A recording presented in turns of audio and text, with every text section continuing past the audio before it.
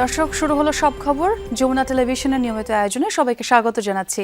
আমি ছোঁয়া খন্দকার। নিরাপত্তা কৌশল যাতে জনগণ থেকে সরকার প্রধানকে দূরে ঠেলে না দেয় সেদিকে লক্ষ্য রেখে পিজিআর সদস্যদের নিরাপত্তা কৌশল বিন্যাসের আহ্বান জানিয়েছেন প্রধানমন্ত্রী তারেক রহমান। ঢাকা সেনানিবাসের রেজিমেন্টের ৫১তম প্রতিষ্ঠাবার্ষিকীর অনুষ্ঠানে আহ্বান জানান তিনি। বলেন, সশস্ত্র বাহিনী দেশপ্রেমে উদ্বুদ্ধ হয়ে পেশাদারিত্ব বজায় রাখলে দেশের সার্বভৌমত্ব আর কখনো হুমকির সম্মুখীন হবে না। প্রেসিডেন্ট গার্ড রেজিমেন্ট বাংলাদেশ সেনাবাহিনীর বিশেষায়িত সুশৃঙ্খল ও পেশাদার সামরিক ইউনিট। ১৯৭৫ সালের ৫ জুলাই গঠিত হওয়ার পর থেকে এই রেজিমেন্ট রাষ্ট্রপতি, প্রধানমন্ত্রী এবং রাষ্ট্রীয় অতি গুরুত্বপূর্ণ ব্যক্তিদের নিরাপত্তা প্রদানের পাশাপাশি বিভিন্ন রাষ্ট্রীয় আচার অনুষ্ঠানে দেশের মর্যাদার প্রতীক হিসেবে গুরুদায়িত্ব পালন করে আসছে। বিশেষায়িত এই বাহিনীর ৫১তম প্রতিষ্ঠাবার্ষিকী উপলক্ষে ঢাকা সেনানিবাসে পিজিআর সদর দপ্তরে যান প্রধানমন্ত্রী তারেক রহমান। সেনাবাহিনী, বিমান বাহিনী প্রধান ও অন্যান্য সামরিক কর্মকর্তাদের সাথে নিয়ে প্রতিষ্ঠাবার্ষিকীর কেক কাটেন প্রধানমন্ত্রী। এরপর বক্তব্য রাখেন প্রধানমন্ত্রী তারেক রহমান। বলেন, নানা কারণে বহুমাত্রিক নিরাপত্তা চ্যালেঞ্জ তৈরি হয়েছে। নিরাপত্তা কৌশল যেন সরকার প্রধানকে জনগণ থেকে বিচ্ছিন্ন না করে সেদিকে লক্ষ্য রাখতে পিজিআরের সদস্যদের প্রতি আহ্বান জানান তিনি। একটি গণতান্ত্রিক সরকারের প্রধান হিসাবে আমি জনগণের বিশ্বাস এবং ভালোবাসার উপরে আমার আস্থা এবং নির্ভরতা বজায় রাখতে চাই। সুতরাং নিরাপত্তা কৌশল যাতে সরকার প্রধান থেকে জনগণ থেকে দূরে ঠেলে না দেয় সেদিকে বিশেষভাবে লক্ষ্য রাখার জন্য আমি আপনাদের প্রতি বিশেষভাবে আহ্বান জানাই। প্রধানমন্ত্রী সশস্ত্র বাহিনীকে দেশপ্রেমে উদ্বুদ্ধ হয়ে পেশাদারিত্ব বজায় রাখার আহ্বান জানান। বলেন, তাহলেই দেশের সার্বভৌমত্ব আর হুমকির মুখে পড়বে না। যে কোনো বাহিনীর সামনে প্রচলিত চ্যালেঞ্জের বাইরেও বর্তমানে আর্থসামাজিক, ভূ রাজনৈতিক পরিস্থিতি এবং তথ্য প্রযুক্তির অবাধ বিকাশের ফলে বহুমাত্রিক নিরাপত্তা চ্যালেঞ্জ তৈরি হয়েছে। এইসব বহুমাত্রিক চ্যালেঞ্জ মোকাবেলায় শুধুমাত্র পিজিআরই নয়, প্রতিটি বাহিনীকেই আধুনিক এবং সময়োপযোগী প্রশিক্ষণের মাধ্যমে নিজেদেরকে সার্বক্ষণিক প্রস্তুত রাখা অত্যন্ত জরুরি। পরে পিজিআর সদস্যদের সাথে প্রীতিভোজে অংশ নেন প্রধানমন্ত্রী। এর আগে সকালে পিজিআরের প্রতিষ্ঠাবার্ষিকী অনুষ্ঠানে যোগ দেন রাষ্ট্রপতি মোহাম্মদ শাহাবুদ্দিন। এ সময় আধুনিক প্রযুক্তি, আন্তর্জাতিক মানের প্রশিক্ষণ এবং পেশাগত উৎকর্ষ অর্জনের মাধ্যমে বাহিনীর সক্ষমতা বৃদ্ধির আহ্বান জানান তিনি। আমি আশা করি প্রেসিডেন্ট গার্ড রেজিমেন্ট আগামী দিনে আরও আধুনিক প্রযুক্তি, আন্তর্জাতিক মানের প্রশিক্ষণ এবং পেশাগত উৎকর্ষ অর্জনের মাধ্যমে নিজেদের সক্ষমতাকে আরও বাড়াবে। পরিবর্তিত বৈশ্বিক নিরাপত্তা কৌশলের সঙ্গে তাল মিলিয়ে নিজেদেরকে গড়ে তুলতে হবে। রাষ্ট্রপতি বলেন, সরকার সশস্ত্র বাহিনীকে আধুনিক চতুর্মাত্রিক বাহিনী হিসেবে গড়ে তুলতে অঙ্গীকারবদ্ধ। প্রযুক্তি নির্ভর সক্ষমতা বৃদ্ধি। ফয়সাল মাহমুদ, যমুনা নিউজ, ঢাকা। দলীয়ভাবে আওয়ামী লীগের মানবতা বিরোধী অপরাধের তদন্ত চলছে। অপরাধ প্রমাণিত হলে আদালত থেকেই দল হিসেবে আওয়ামী লীগ নিষিদ্ধ হতে পারে বলে জানিয়েছেন ট্রাইব্যুনালের চিফ প্রসিকিউটর আমিনুল ইসলাম। দুপুরে এক ব্রিফিংয়ে তিনি আরও বলেন, অপরাধ প্রমাণিত হলে নিষিদ্ধের পাশাপাশি স্থাবর অস্থাবর সম্পত্তি বাজেয়াপ্তের সুযোগও থাকবে।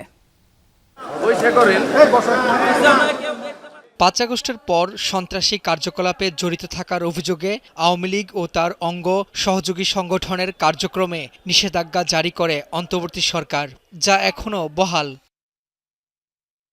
যদিও বিদেশে অবস্থান করেই বিভিন্ন উস্কানিমূলক বক্তব্য প্রদান সহ নানা বিশৃঙ্খল কর্মকাণ্ড পরিচালনার অভিযোগ খোদ শেখ হাসিনার বিরুদ্ধে। শনিবার স্বরাষ্ট্রমন্ত্রী সালাহউদ্দিন আহমদ হুঁশিয়ারি দিয়ে বলেন, দোষ স্বীকার না করে এখনও দেশের বিরুদ্ধে ষড়যন্ত্র করছে আওয়ামী লীগ। দ্রুতই দল হিসেবে আওয়ামী লীগের বিচার করা হবে। আওয়ামী লীগের রাজনৈতিকভাবে নিপাত হয়েছে, নির্মূল হয়েছে, দাফন হয়ে গেছে দিল্লিতে। সেই আওয়ামী লীগ বাংলাদেশে আর কোনোদিন রাজনীতি করতে পারবে না। রাজনৈতিক দল হিসাবে আওয়ামী লীগের বিচার দাবি করেছি আমরা, আপনারা দাবি করেছেন, তদন্ত পরিচালিত হচ্ছে। ইনশাআল্লাহ খুব শিগগির রাজনৈতিক দল হিসেবে সেই রাজনৈতিক দলকে বিচারের কাঠগড়ায় নিয়ে যাওয়া হবে। এদিকে বিগত ১৫ বছরে সামগ্রিক মানবতা বিরোধী অপরাধে আওয়ামী লীগের বিরুদ্ধে তদন্ত করছে ট্রাইব্যুনালের তদন্ত সংস্থা। রোববার চিফ প্রসিকিউটর আমিনুল ইসলাম জানান, তদন্তে অপরাধ প্রমাণিত হলে আদালত থেকেই দল হিসেবে নিষিদ্ধ হতে পারে আওয়ামী লীগ। ব্যক্তিকে যেমন সাবস্টিটিউট সেন্টেন্স দেওয়া যাবে, আর সংগঠন হিসেবে সংগঠনের সম্পত্তি ব্যান করা যাবে, সংগঠনটিকে ব্যান করা যাবে। ইনভেস্টিগেশন রিপোর্ট যথাসময়ে ইনশাল্লাহ পাওয়া যাবে আশা করি। মানবতা বিরোধী অপরাধে শেখ হাসিনার একবার মৃত্যুদণ্ডের রায় হয়েছে।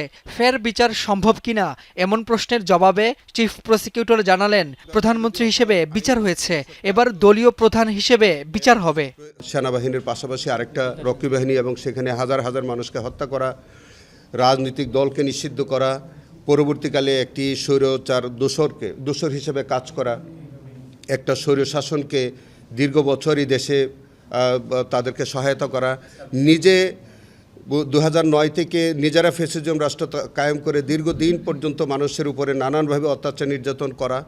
গত বছরের 17 নভেম্বর শেখ হাসিনার মামলার রায়ের পর্যবেক্ষণে ট্রাইব্যুনাল জানান, বৈষম্য বিরোধী ছাত্র আন্দোলন দমনে আইনশৃঙ্খলা বাহিনীর পাশাপাশি দলীয়ভাবে মাঠে ছিল আওয়ামী লীগ, ছাত্রলীগ, যুবলীগ সহ তার অঙ্গ সংগঠন, যা ট্রাইব্যুনালে প্রমাণিত।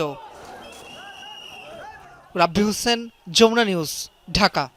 জুলাই বিপ্লবের শহীদদের সুনির্দিষ্ট রাষ্ট্রীয় স্বীকৃতি ও সম্মাননা দেওয়ার দাবি জানিয়েছেন শহীদ আবু সাইদের বড় ভাই আবুল হোসেন। পলাতক ফ্যাসিবাদী মহলের নতুন বিতর্কের অপচেষ্টা ও বিভ্রান্তিকর বয়ান থেকে দেশের সচেতন মহলকে সতর্ক থাকার আহ্বান জানান তিনি। দুপুরে রাজধানীর রায়ের বাজার কবরস্থানে জুলাই বিপ্লবের শহীদদের কবর জিয়ারত করে মঞ্চ ২৪। পরে সংবাদ সম্মেলনে আবুল হোসেন বলেন, আবু সাইদের সর্বোচ্চ আত্মত্যাগী দেশের মানুষকে রাজপথে ঝাঁপিয়ে পড়তে অনুপ্রেরণা জুগিয়েছিল। ১৯৭১ সালের মুক্তিযুদ্ধের বীরত্বসূচক খেতাবের মতো জুলাই বিপ্লবের শহীদদের জন্য রাষ্ট্রীয় স্বীকৃতি ও স্মৃতিস্তম্ভ সংরক্ষণের দাবি জানান তিনি। এ সময় মঞ্চ ২৪-এর আহ্বায়ক ফাহিম ফারুকী বলেন, ২ বছর পার হলেও শহীদদের যথাযথ রাষ্ট্রীয় সম্মান না দেয়া এবং শহীদ পরিবারের অবহেলিত থাকা অত্যন্ত দুঃখজনক। জুলাই বিপ্লবকে যারা ষড়যন্ত্র বলে হালকা করতে চায় এবং নতুন করে স্বৈরাচার আওয়ামী লীগের বয়ান তৈরির চেষ্টা চালাচ্ছে, তাদের কোনোভাবেই ক্ষমা করা হবে না বলে জানান তিনি।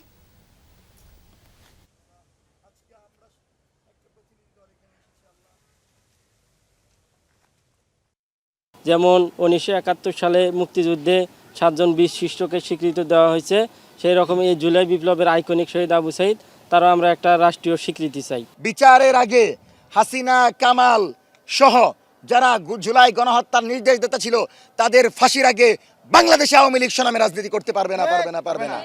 শেষ ৮ নিশ্চিতের মিশনে আজ ৫বারের বিশ্ব চ্যাম্পিয়ন ব্রাজিলের মুখোমুখি হবে নরওয়ে। জয় দিয়ে ভাইকিংদের বিপক্ষে অতীত ইতিহাস পাল্টাতে চায় সেলেসাওরা।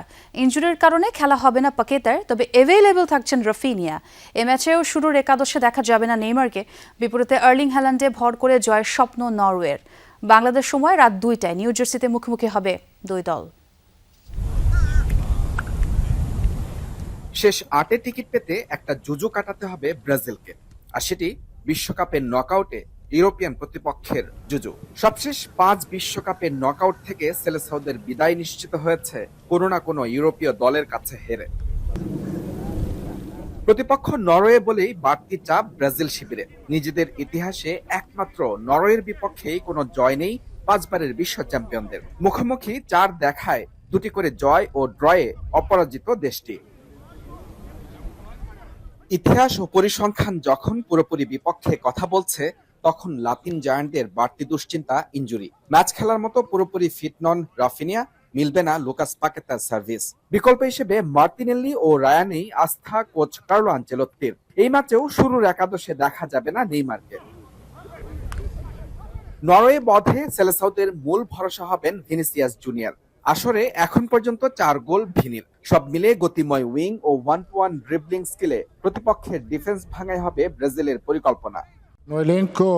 আমাদের গেম প্ল্যান বা কৌশল অনুযায়ী খেলোয়াড় বাছাই করতে হবে। আর হ্যাঁ, অবশ্যই আমাদের প্রতিপক্ষের শক্তির কথাটাও মাথায় রাখতে হবে, কারণ প্রতিপক্ষ কতটা শক্তিশালী তা সবসময় বিবেচনায় রাখতে হয়। তবে মূল লক্ষ্য থাকবে ম্যাচে আমরা ঠিক কী ধরনের আইডিয়া বা পরিকল্পনা বাস্তবায়ন করতে চাই তার উপর। রাফিনিয়া খুব ভালো উন্নতি করেছে, সে এখনও শতভাগ ফিট নয়, তবে বেঞ্চে থাকবে এবং দ্বিতীয়ার্ধে বিকল্প হিসেবে মাঠে নামার সুযোগ থাকতে পারে। পরিসংখ্যান নিজেদের পক্ষে কথা বললেও সাবেক বিশ্ব চ্যাম্পিয়নদের সামনে সতর্ক ভূমিকায় নরওয়ে। গ্রুপ পর্বে ইরাক ও সেনেগালকে হারালেও বড় পরাজয় জুটেছে ফ্রান্সের বিপক্ষে। রাউন্ড অফ 32-তে আইভরি কোস্টকে হারিয়ে মিলাচ্ছে 16-এর টিকিট। যে যাত্রার কাণ্ডারি 5 গোল করে গোল্ডেন বুটের রেসে থাকা আর্লিং হল্যান্ড। তবে উড়ন্ত ছন্দে থাকা ভিনিসিয়াসকে বোতলবন্দি করে ব্রাজিলের বিপক্ষে অপরাজিত থাকার রেকর্ড ধরে রাখতে চায় নরওয়ে। আমি এখনো বলবো যে ব্রাজিলই ফেভারিট, তবে আমি এটাও বলেছি যে তারা একদম আকাশচুম্বী বা অনেক ফেভারিট তেমনটা কিন্তু আমার মনে হয় না, যেটা হয়তো তারা কয়েক বছর আগে বা 2-3-4 বছর আগে ছিল। এখন আমাদের কথা যদি বলি, আমরাও কিন্তু দীর্ঘ সময় ধরে খুব চমৎকার একটা ফর্মে আছি। আমাদের নিজেদের ওপর দারুণ আত্মবিশ্বাস আছে। হাই প্রেসিং ফুটবলে ব্রাজিলের মিডফিল্ডকে আরো দুর্বল করার পরিকল্পনা নরওয়ের। পাশাপাশি কাউন্টার অ্যাটাকে ব্যবধান করতে চায় ইউরোপ প্রতিনিধিরা। নরওয়ের বিপক্ষে যেমন কখনোই জিততে না পারার একটা পরিসংখ্যান আছে ব্রাজিলের, তেমনি 2006 বিশ্বকাপের পর থেকে প্রতিটি আসরের নকআউট পর্বে সেলেসাওদের বিদায় নিতে হয়েছে ইউরোপীয় দলগুলোর বিপক্ষে খেলে। তবে এর আগের আসরগুলোতে তাদের ডাগআউটে কখনোই কোনো ইউরোপিয়ান কোচ ছিল না। এবার আছেন কার্লো আনচেলত্তি।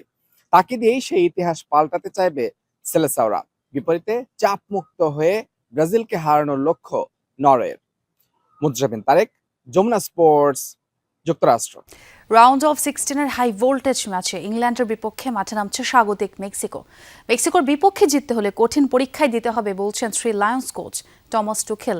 এদিকে ইংলিশদের হারাতে পরিকল্পনা ছক কষেছেন মেক্সিকান কোচ। বাংলাদেশ সময় ম্যাচ শুরু সোমবার ভোর 6টায়। চলছে নকআউটের মহোৎসব। বিশ্বমঞ্চের টিকিট অক্ষুণ্ণ রেখে শেষ 8-এ পা রাখাই এখন দলগুলোর একমাত্র লক্ষ্য। সময় যতই বাড়ছে, বিদায়ের বিষাদে ততই সংকুচিত হয়ে আসছে দল সংখ্যা। মহাগুরুত্বপূর্ণ এই নকআউট পর্বের শেষ 16 লড়াই এবার মুখোমুখি স্বাগতিক মেক্সিকো ও ইংল্যান্ড।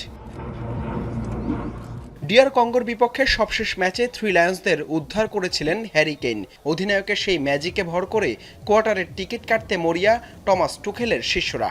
তবে মেক্সিকোর বিপক্ষে হাই ভোল্টেজ এই ম্যাচের আগে মাঠের লড়াইয়ের চেয়ে মাঠের বাইরের মনস্তাত্ত্বিক যুদ্ধই এখন বড় ভাবনার কারণ ইংলিশ শিবিরে। মেক্সিকোর বৈরী আবহাওয়া আর উচ্চতার চ্যালেঞ্জ তো আছেই, সাথে যোগ হয়েছে গুপ্তচর বৃত্তি আর স্বাগতিক সমর্থকদের অতি উৎসাহী আচরণের শঙ্কা।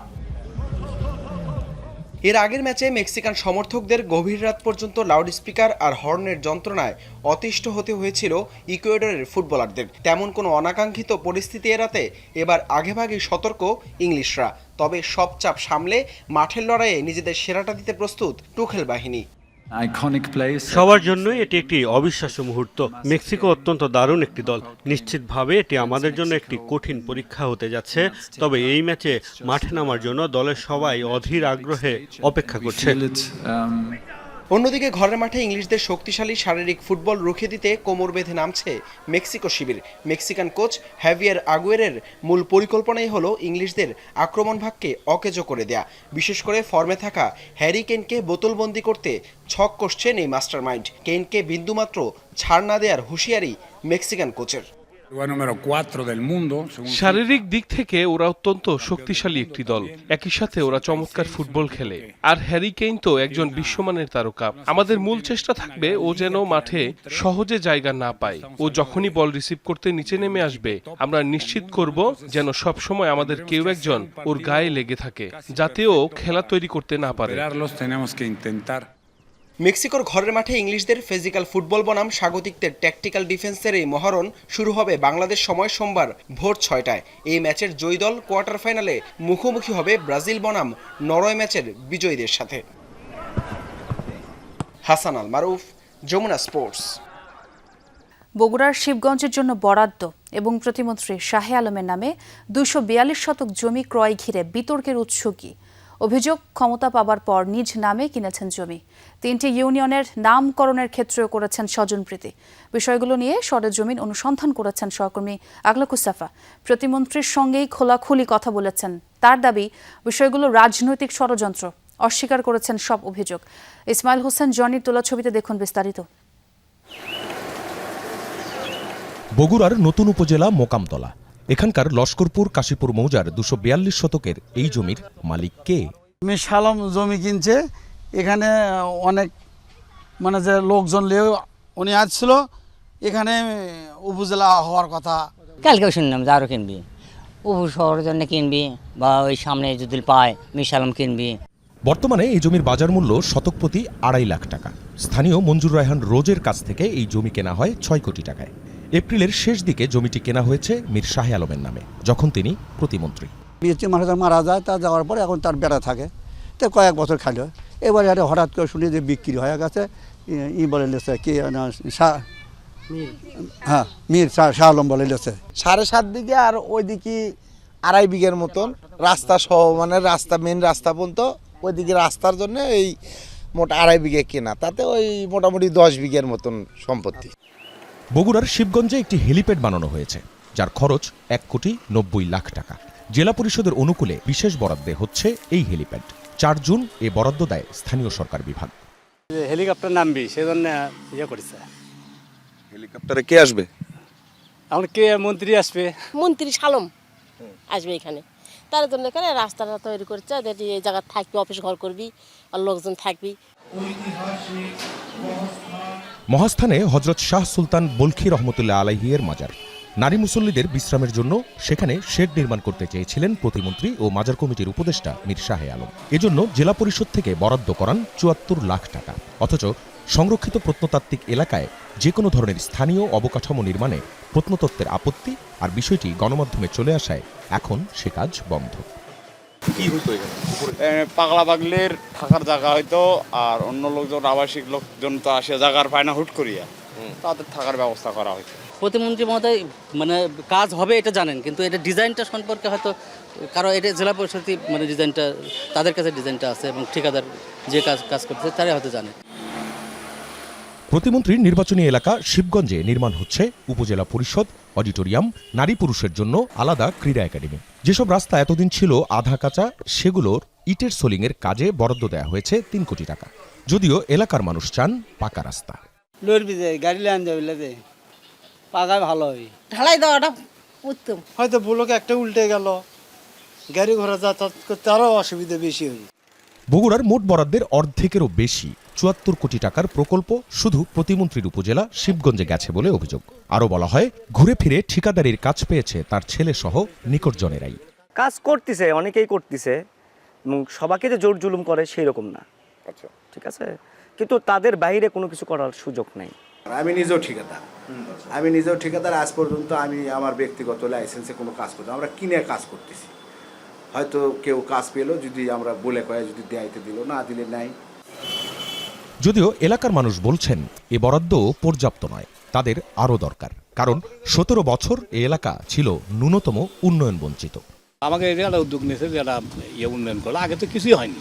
ফার্স্ট প্রায়োরিটি প্রত্যেকটা মানুষ চায় যে এলাকার মানুষ তাকে ভোট দিয়ে নির্বাচিত করছে বঞ্চনার কারণে, সেগুলি অভাব তো তাকে পূরণ করতে হবে। বরাদ্দটা এখানে প্রপার ইউজ করা হয়, এটা আমাদের এলাকার অনেক উন্নয়ন হবে। কিন্তু যদি জনস্বার্থে ব্যবহার না হয় বা এটা কুক্ষিগত হয়ে যায় দলীয়ভাবে, তাহলে এটা। উপজেলা নির্বাহী প্রকৌশলীর কাছে প্রশ্ন, লটারি পদ্ধতি হওয়ার পরও কাজগুলো কেন ঘুরে ফিরে কয়েকটি প্রতিষ্ঠানই পেয়েছে? ওনার ছেলের যে নামে যে লাইসেন্সটা রয়ে গেছিল, অনেকেই তার রাজনৈতিক কর্মীরা ব্যবহার করতেছে। ওনার হয়তো মানা করা উচিত ছিল, আগে থেকে মানা করা উচিত ছিল, উনি হয়তো বুঝতে পারে নাই। আগে হয়তো সে আমার গাবতলী বা আমার সিরাজগঞ্জ বা শেরপুরের লোক আশা করতো, এখন এরা চায় আমরাই করব। এই একটা থাকে, এখানে মন্ত্রীর কোনো সে থাকে না। মন্ত্রী হয়তো রিকোয়েস্ট করে যে কাজটা পাইছে সে মির্জা কনস্ট্রাকশন সিরাজগঞ্জ, হয়তো এই ভদ্রলোক বলতে যে আপনার নামেই হোক, আপনার ইতেই হোক, কাজটা আমি করি।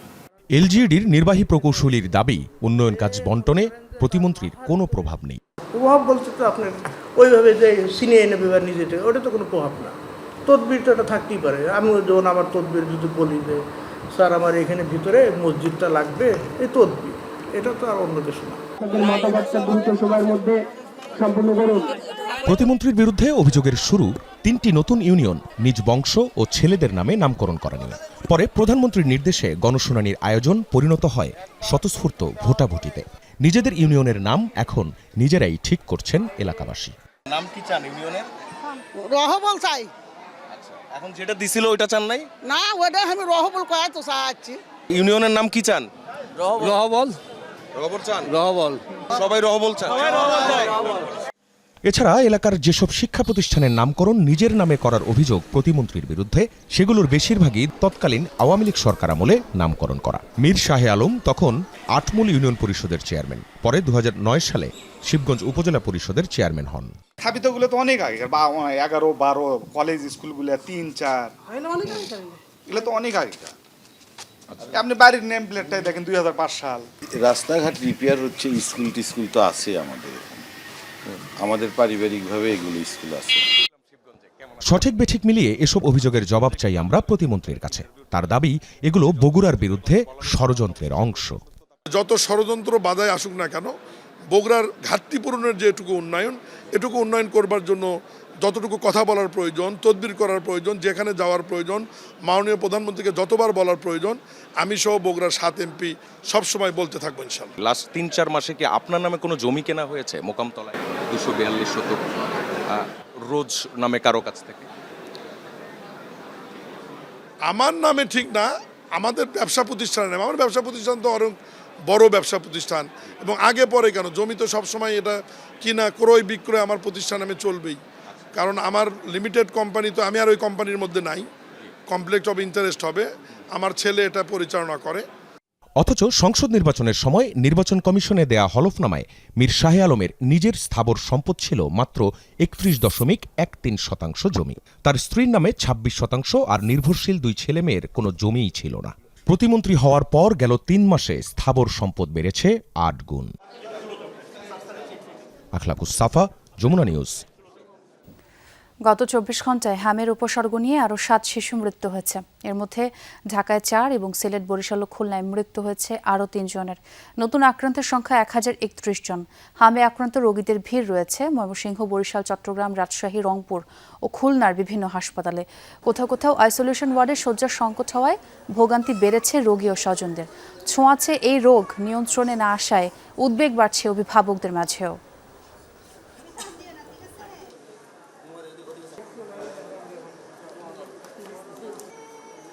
স্বাধীনতার দীর্ঘ 53 বছরেও প্যাথোলজি খাতের কাঙ্ক্ষিত উন্নয়ন হয়নি বলে মন্তব্য করেছেন স্বাস্থ্যমন্ত্রী মোহাম্মদ সাখাওয়াত হোসেন। ঢাকা বিশ্ববিদ্যালয়ের আইক্যাথ ইলমিক 2026 শীর্ষক আন্তর্জাতিক সম্মেলনে কথা বলেন তিনি। স্বাস্থ্যমন্ত্রী বলেন, এখনও স্বাস্থ্য খাতের অধিকাংশ সামগ্রী আমদানি নির্ভর। স্বাস্থ্য সেবাকে তৃণমূল পর্যায়ে পৌঁছে দিতে প্রযুক্তি, গবেষণা ও দেশীয় উদ্ভাবনের কোনো বিকল্প নেই বলে মন্তব্য করেন তিনি। সংসদের বাজেট অধিবেশনে স্বাস্থ্য খাতের অব্যবস্থাপনা নিয়ে আলোচনা হয়েছে বলে জানান স্বাস্থ্যমন্ত্রী। তিনি আরও বলেন, সরকার নতুন উদ্ভাবনের জন্য সব ধরনের সহযোগিতা ও প্রণোদনা প্রদানে আগ্রহী। স্বাস্থ্য খাতে কোনো ধরনের অনিয়ম মেনে নেওয়া হবে না বলেও হুঁশিয়ারি করেন মন্ত্রী।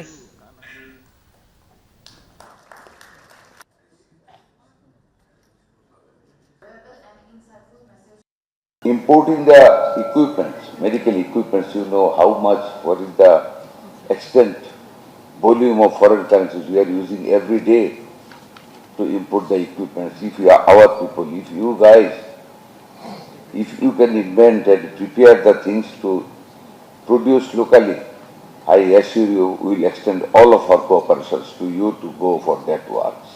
বঙ্গোপসাগরে অবস্থানরত সুস্পষ্ট লঘুচাপটি পরিণত হয়েছে নিম্নচাপে, যার প্রভাব পড়েছে উপকূলীয় এলাকাসহ সারা দেশে। বিভিন্ন জেলায় থেমে থেমে হচ্ছে বৃষ্টিপাত। দেশের সমুদ্র বন্দরগুলোকে 3 নম্বর স্থানীয় সতর্ক সংকেতের পাশাপাশি মাছ ধরা নৌকা ও ট্রলারকে উপকূলের কাছাকাছি থাকার পরামর্শ দিয়েছে আবহাওয়া অফিস। গত কয়েকদিনের তীব্র তাপপ্রবাহের পর বৃষ্টির দেখা মিলেছে। রাজধানী ঢাকাসহ দেশের বিভিন্ন জেলায় সকাল থেকে থেমে থেমে বৃষ্টি হচ্ছে। আবহাওয়া অফিস বলছে, বঙ্গোপসাগরে অবস্থানরত নিম্নচাপের কারণেই এই বৃষ্টি। নিম্নচাপের ফলে সাগর উত্তাল রয়েছে। কেন্দ্রের 44 কিলোমিটারের মধ্যে বাতাসের একটানা সর্বোচ্চ গতিবেগ ঘন্টায় 40 কিলোমিটার, যা দমকা অথবা ঝোড়ো হাওয়ার আকারে 50 কিলোমিটার পর্যন্ত বৃদ্ধি পাচ্ছে। আবহাওয়া অফিস বলছে, নিম্নচাপের ফলে কয়েকদিন ভারী বৃষ্টিপাত হলেও বড় কোনো ঝুঁকি নেই বাংলাদেশের। যে নিম্নচাপটা রয়েছে এটা মৌসুমী নিম্নচাপ, আর এটা গ্র্যাজুয়ালি এটা উড়িষ্যা দিকে উঠে যাবে হয়তো 24 ঘন্টার ভিতরে, কিন্তু এর প্রভাবে বাংলাদেশে কিন্তু বৃষ্টি হবে। ইতিমধ্যেই দক্ষিণ অঞ্চলে অনেক জায়গায় বৃষ্টি থেমে বৃষ্টি হচ্ছে এবং বৃষ্টিটা বেড়ে যাচ্ছে। দক্ষিণ অঞ্চলের সাথে সারা দেশে বৃষ্টি বেড়ে যাবে। আবহাওয়াবিদ বজলুর রশিদ আরও জানান, সবচেয়ে বেশি বৃষ্টিপাতের মাস জুলাই। নিম্নচাপের প্রভাব চলে গেলেও মাস জুড়েই থাকবে মৌসুমি বৃষ্টিপাত। তাপমাত্রা ওইভাবে আগামী এক সপ্তাহ উঠবে না। তারপরে যেটা হবে আপনার বিশেষ করে 14-15 তারিখের দিক দিয়ে তাপমাত্রা বেড়ে যাবে। সেক্ষেত্রে অনেক জায়গায় মৃদু আকার হিটওয়েভ হবে, তবে ওই ধরনের মাঝারি বা সিভিয়ার হিটওয়েভ আসবে না। পরে আবার মাসের শেষে যে একটা লঘুচাপ হওয়ার সম্ভাবনা আছে, সেই সময় আবার বৃষ্টি হবে। এদিকে বৈরী আবহাওয়ার কারণে নোয়াখালীর দ্বীপ উপজেলা হাতিয়া থেকে সব রুটে নৌযান চলাচল বন্ধ রয়েছে। নদী উত্তাল থাকায় পরবর্তী নির্দেশ না দেওয়া পর্যন্ত সি ট্রাক, ফেরি সহ সব ধরনের নৌযান চলাচল বন্ধ থাকবে বলে জানিয়েছে প্রশাসন। বৈরী আবহাওয়ার কারণে সাগর থেকে উপকূলে ফিরতে শুরু করেছে মাছ ধরার ট্রলারগুলো। বরগুনার মৎস্যজীবী ট্রলার মালিক সমিতি জানিয়েছে, এরই মধ্যে বেশিরভাগ ট্রলার তীরে ফিরেছে। যারা গভীর সাগরে রয়েছেন তাদের সাথে যোগাযোগ করে দ্রুত উপকূলে ফিরে আসার নির্দেশনা দেওয়া হচ্ছে। তাজনুর ইসলাম, যমুনা নিউজ। কার্বন নিঃসরণ কমিয়ে দেশের কার্বন ক্রেডিট বাড়ানোর সম্ভাবনা ও কর্মপরিকল্পনা নির্ধারণে সংশ্লিষ্টদের সাথে বৈঠক করেছেন প্রধানমন্ত্রী তারেক রহমান। সচিবালয় জলবায়ু পরিবর্তন বিষয়ক সভায় তিনি নবায়নযোগ্য জ্বালানির ব্যবহার বৃদ্ধি, শিল্পে পরিবেশ বান্ধব প্রযুক্তির প্রয়োগ সহ ব্যাপক বৃক্ষরোপণের উপর গুরুত্বারোপ করেন। আন্তর্জাতিক কার্বন বাজারে বাংলাদেশের সম্ভাবনা কাজে লাগাতে বাস্তবসম্মত পরিকল্পনা গ্রহণেরও নির্দেশ দেন প্রধানমন্ত্রী। এই লক্ষ্যে সংশ্লিষ্ট মন্ত্রণালয় ও সংস্থাগুলোর সমন্বয়ে একটি কমিটি গঠনের নির্দেশও দেওয়া হয়েছে। সভায় কর্মকর্তারা জানান, কার্যকর পদক্ষেপ বাস্তবায়ন হলে আন্তর্জাতিক মানদণ্ড অনুযায়ী বাংলাদেশের কার্বন ক্রেডিট অর্জনের সুযোগ আরও বাড়বে। বরিশালে অগ্রণী হাউজিং লিমিটেডের ব্যবস্থাপনা পরিচালক আব্দুল আজিজ হাওলাদারকে মারধরের ঘটনা ঘটেছে। অভিযোগ উঠেছে, জোর করে একাধিক চেক ও স্ট্যাম্পে স্বাক্ষর নিয়েছে হামলাকারীরা। সেই সিসিটিভি ফুটেজ ছড়িয়েছে, সামাজিক মাধ্যমে জানিয়ে চলছে তোলপাড়। পুলিশ এরই মধ্যে অভিযুক্ত মোস্তাফিজুর রহমান লিটুকে গ্রেপ্তারও করেছে। লিটুর দাবি, তারা ব্যবসায়িক অংশীদার। পুলিশও বলছে তাদের মধ্যে ব্যবসায়িক দ্বন্দ্ব রয়েছে।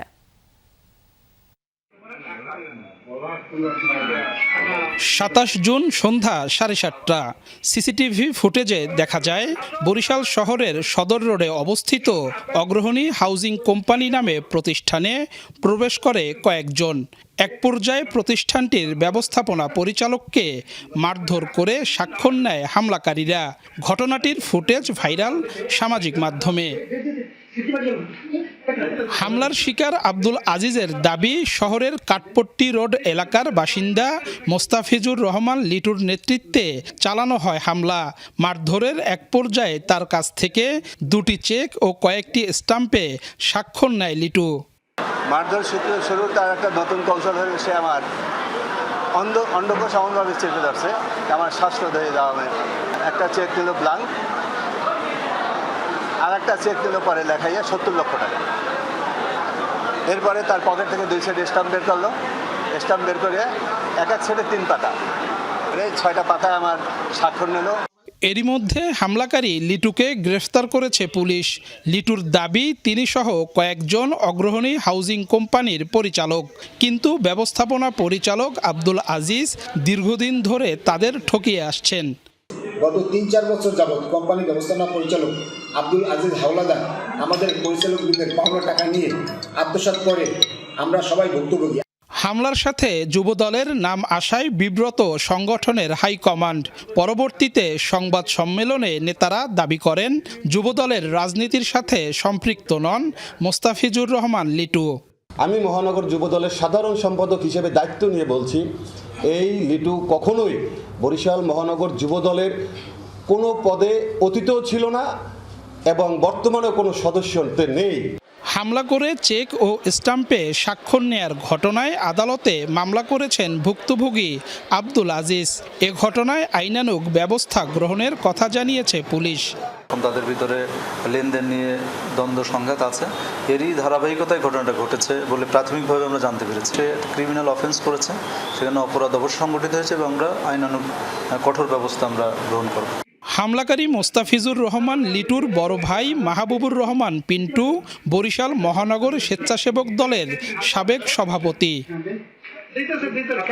কাউসার হোসেন, যমুনা নিউজ, বরিশাল। প্রবাসীদের দাবির মুখে 4 মাস বন্ধ থাকার পর ফের চালু হলো সিলেট ম্যানচেস্টার ফ্লাইট। এতে করে স্বস্তিতে প্রবাসীরা। সংশ্লিষ্টরা জানান, ফ্লাইট চালুর ব্যাপারে প্রধানমন্ত্রীর বিশেষ নির্দেশনাও ছিল। সপ্তাহে 2 দিন ফ্লাইটটি যাওয়া আসা করবে। যুক্তরাজ্যের ম্যানচেস্টার থেকে 268 জন যাত্রী নিয়ে ছেড়ে আসা বাংলাদেশ বিমানের 208 ফ্লাইটটি দুপুরে অবতরণ করে সিলেট ওসমানী আন্তর্জাতিক বিমানবন্দরে। যাত্রীদের ফুল দিয়ে বরণ করে নেন বেসামরিক বিমান পরিবহন ও পর্যটন মন্ত্রী আফরোজা খানম রিতা, বাণিজ্য মন্ত্রী খন্দকার আব্দুল মুক্তাদির এবং প্রধানমন্ত্রীর উপদেষ্টা হুমায়ুন কবির। 4 মাস বন্ধ থাকার পর আবারও ফ্লাইট চালু হওয়ায় খুশি প্রবাসীরা। ধারাবাহিকতা বজায় রাখার আহ্বান তাদের। শর্ট টাইমে আওয়া যায় ম্যানচেস্টার থেকে। ম্যানচেস্টারও আমরা অনেক বাংলাদেশি সিলেটি যারা আছেন, ম্যানচেস্টার বেশিরভাগ তখন অনেক মানুষ, তারা খুব ইজি হয়েছে। ডিরেক্ট ফ্লাইট হয়, আমরা অত্যন্ত খুশি। আমরা যারা নর্থ ইংল্যান্ডে থাকি, আমাদের জন্য ম্যানচেস্টার ভেরি কনভেনিয়েন্ট, সময় কম লাগে এবং আমরা পরিবার পরিজন নিয়ে আমরা সরাসরি সিলেটে আসতে পারি। ডাইরেক্ট ম্যানচেস্টার থেকে সিলেট আসতে পারছি, কোনো ঝামেলা, কোনো হাসল হয় নাই, সার্ভিসটা খুব ভালো। এ সময় 2 মন্ত্রী উপদেষ্টা জানান, প্রবাসীদের সুযোগ সুবিধাকে প্রাধান্য দিয়ে কাজ করছে সরকার। সিলেট কক্সবাজার ফ্লাইট চালু ও বিমানের সেবার মান বাড়ানোর আশ্বাস দেন তারা। যাত্রী সেবা আমরা আরো ভালো নিশ্চিত করতে পারি, নিয়মিত যাত্রী সেবা পায়, নির্ভরযোগ্য যাত্রী সেবা পায়, সেটার দিকে আমরা সবাই মনোনিবেশ দিব, এটাই আমাদের মূল লক্ষ্য। অন্যান্য রুটে সিলেট থেকে যেন সরাসরি বিমান যায়, আমাদের আন্তঃরাষ্ট্রীয় সম্পর্ক, সাংস্কৃতিক যোগাযোগ, ব্যবসার যোগাযোগ, ট্রেড কমিউনিকেশন সব যেন উত্তরোত্তর বৃদ্ধি পায়, এই লক্ষ্যে আমাদের প্রচেষ্টা চালু থাকবে। আমরা এই ফ্লাইটটা চালু করতে পারলাম বিমান মন্ত্রণালয়ের পক্ষ থেকে আবার, and it is a wonderful day. হজ ফ্লাইট সেবা নির্বিঘ্ন রাখতে গত 1 মার্চ থেকে সিলেট ম্যানচেস্টার রুটে ফ্লাইট বন্ধ রাখা হয়। ফের চালুর দাবিতে নানা কর্মসূচি পালন করে প্রবাসীরা। নাবিল হোসেন, যমুনা নিউজ, সিলেট। ঢাকা বিশ্ববিদ্যালয়ের বাংলা বিভাগের সাবেক চেয়ারম্যান ও বাংলা একাডেমির সভাপতি অধ্যাপক আবুল কাশেম ফজলুল হক আর নেই। ইন্না লিল্লাহি ওয়া ইন্না ইলাইহি রাজিউন। বিকেলে রাজধানীর মিরপুরে তিনি শেষ নিঃশ্বাস ত্যাগ করেন। তার বয়স হয়েছিল 85 বছর। দুপুরে মিরপুর 1 নম্বরের একটি রেস্তোরাঁয় খাবার খেতে যান তিনি। সেখানে অসুস্থ বোধ করলে হাসপাতালে নিয়ে যাওয়া হয়। পরে চিকিৎসক তাকে মৃত ঘোষণা করেন। আবুল কাশেম ফজলুল হকের জন্ম 1940 সালের 30 সেপ্টেম্বর কিশোরগঞ্জের পাকুন্দিয়া উপজেলার পাকুন্দিয়া গ্রামে। কর্মজীবনে ঢাকা বিশ্ববিদ্যালয়ের বাংলা বিভাগে দীর্ঘদিন অধ্যাপনা করেছেন তিনি। সর্বস্তরে বাংলা ভাষার ব্যবহার নিশ্চিত করতে রেখেছেন গুরুত্বপূর্ণ ভূমিকা। 1981 সালে তিনি বাংলা একাডেমি পুরস্কার পান। সুন্দরম ও লোকায়ত নামে 2টি সাময়িক পত্রের সম্পাদনা ছাড়াও 20টির বেশি বই প্রকাশিত হয়েছে গুণী এই অধ্যাপকের। দেশের জিডিপিতে সামগ্রিক ক্ষুদ্র, মাঝারি ও কুটির শিল্পের অবদান 34%। তবে ভিয়েতনাম ও কম্বোডিয়ার সাথে তুলনায় এই সংখ্যা মোটেও সন্তোষজনক নয়। ভবিষ্যতে জিডিপিতে বিসিক খাতের অবদান অন্তত 60% নিতে চায় সরকার। এমনটাই জানিয়েছেন বাণিজ্যমন্ত্রী খন্দকার আব্দুল মুক্তাদির। বিকেলে 5 দিনব্যাপী বিসিক বর্ষমেলার উদ্বোধনী অনুষ্ঠানে প্রধান অতিথি হিসেবে বাণিজ্যমন্ত্রী আরও বলেন, দেশে বিসিকে 84টি শিল্প পার্কের রপ্তানি আয় 30,000 কোটি টাকার মতো। তবে অনেক শিল্প পার্ক তার পূর্ণ সক্ষমতায় কাজ করতে পারছে না। এছাড়া বেশ কিছু শিল্প পার্ক নির্মাণে দীর্ঘসূত্রিতাও দেখা গেছে। সরকার এই নিয়ে জরিপ করছে। দ্রুতই কিভাবে এসব শিল্প পার্কের সক্ষমতা বাড়ানো যায় তা নিয়ে পরিকল্পনা করা হচ্ছে। মন্ত্রী আরও বলেন, ক্ষুদ্র ও মাঝারি শিল্পের উন্নয়ন মানে দেশের বৃহত্তর জনগোষ্ঠীর অর্থনীতিতে সংযোগ থাকা, নতুন উদ্যোক্তা তৈরি হওয়া। ভিয়েতনাম বা কম্বোডিয়া, সেখানে এই খাতগুলির তাদের অর্থনীতিতে অবদান অনেক বেশি, 50-এর উপরে। আমরা চাই আগামী দিনে আমাদের এই সিএমএসএমই খাতের শেয়ার বাড়ুক অর্থনীতির মধ্যে, এবং সেই শেয়ারটা অবশ্যই 60% ছাড়িয়ে যায়। দেশের শিল্পায়ন ও বিনিয়োগ সম্প্রসারণের ধারাবাহিকতায় জাতীয় বিশেষ অর্থনৈতিক অঞ্চলে আরও দুটি বড় প্রতিষ্ঠানের সঙ্গে ভূমি ইজারা চুক্তি স্বাক্ষর করেছে বাংলাদেশ অর্থনৈতিক অঞ্চল কর্তৃপক্ষ বেজা। বিকেলে বেজা সম্মেলন কক্ষে গোল্ডেন অয়েল মিলস এবং ডেল্টা এপিআই লিমিটেডের সাথে এই চুক্তি স্বাক্ষরিত হয়। চুক্তি অনুযায়ী গোল্ডেন অয়েল মিলস 20 একর জমিতে প্রায় $53 মিলিয়ন বিনিয়োগ করবে, যেখানে কর্মসংস্থান হবে 6,000 মানুষের। অন্যদিকে ওষুধ শিল্পের কাঁচামাল উৎপাদনে 12 একর জমিতে $12.5 মিলিয়ন বিনিয়োগ করবে ডেল্টা এপিআই। অনুষ্ঠানে বেজা নির্বাহী চেয়ারম্যান চৌধুরী আশিক মাহমুদ বিন হারুন বলেন, দ্রুত শিল্প স্থাপন ও উৎপাদন নিশ্চিত করতে বিনিয়োগকারীদের সব ধরনের সহায়তা দেবে বেজা। বাংলাদেশ এখন শুধু উৎপাদনের গন্তব্য নয়, বরং আঞ্চলিক বিনিয়োগ ও শিল্পায়নের একটি গুরুত্বপূর্ণ কেন্দ্র হিসেবে দ্রুত এগিয়ে যাচ্ছে। কর্মসংস্থান সৃষ্টি করাটা আমাদের একেবারেই সবচেয়ে কোর উদ্দেশ্য, যে আমাদের কোর উদ্দেশ্য আসলে একটা ইকোনমিক জোন করে সেখান থেকে লাভ করা না বা লভ্যাংশ নিয়ে যাওয়া না। আমাদের মূল উদ্দেশ্য হচ্ছে আমাদের দেশে কর্মসংস্থান সৃষ্টি করা এবং একই সাথে বিনিয়োগ যাতে আরও সহজ হয় আমাদের প্রাইভেট সেক্টরের জন্য, সেই ব্যাপারে একটু চেষ্টা করা। মৃত্যুর 4 মাসেরও বেশি সময় পর অবশেষে অনুষ্ঠিত হলো ইরানের সর্বোচ্চ ধর্মীয় নেতা আয়াতুল্লাহ আলী খামেনির জানাজা। রাজধানী তেহরানের গ্র্যান্ড মুসাল্লা কমপ্লেক্সে নামে মানুষের ঢল। অশ্রুসিক্ত চোখে পরিবারের সদস্যরা অংশ নেন জানাজায়। ছিলেন প্রেসিডেন্ট, স্পিকার, প্রধান বিচারপতি সহ শীর্ষ কর্মকর্তারা। প্রিয় নেতার শোকে মাতম করছেন ইরানিরা। তেহরান, কোম এবং ইরাকের কারবালা ও নাজাফে আনুষ্ঠানিকতা শেষে আগামী 9 জুলাই জন্মস্থান মাশহাদে দাফন করা হবে প্রয়াত ইরানি নেতাকে। এ যেন জনসমুদ্র।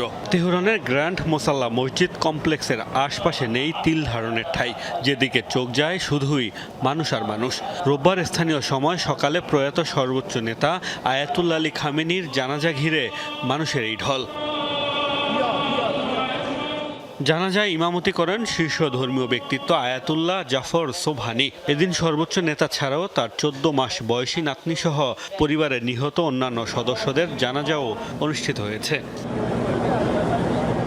সব জল্পনার অবসান ঘটিয়ে বাবার জানাজায় অংশ নিয়েছেন আলী খামেনির 3 ছেলে। তবে নিরাপত্তাজনিত কারণে ছিলেন না আরেক ছেলে, বর্তমান সর্বোচ্চ নেতা মুজতবা খামেনি। খামেনির জানাজায় একসাথে দেখা গেছে ইসলামী প্রজাতন্ত্রের শীর্ষ ব্যক্তিত্বদেরও। প্রেসিডেন্ট মাসুদ পেজেশকিয়ান, স্পিকার বাঘের কালিবাফ, প্রধান বিচারপতি গোলাম হোসেন মোহসেনি অংশ নেন শেষ বিদায়ের এই আনুষ্ঠানিকতায়। ছিলেন আইআরজিসি প্রধান আহমেদ ভাহিদি, কুদস ফোর্সের কমান্ডার ইসমাইল কানি সহ ইরানের শীর্ষ কর্মকর্তারা।